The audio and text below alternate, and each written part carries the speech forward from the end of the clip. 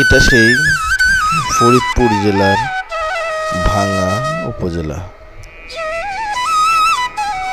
যেখানে সুন্দর একটি লেন তৈরি করা হয়েছে। ঢাকা থেকে পদ্মা সেতু হয়ে বরিশাল রোড, এটা সেই বরিশাল রোডের দৃশ্য। এটা ভাঙ্গা থেকে অল্প একটু সামনে,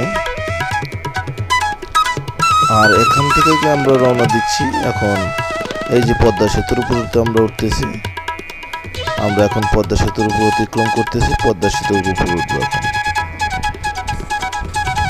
আজকের ব্লগটি আপনাদের সাধারণত পদ্মা সেতু নিয়ে ভাঙ্গা যাওয়ার জন্য। আমরা ইতিমধ্যে পদ্মা সেতুর প্রায় অর্ধেক উপরে উঠেছি।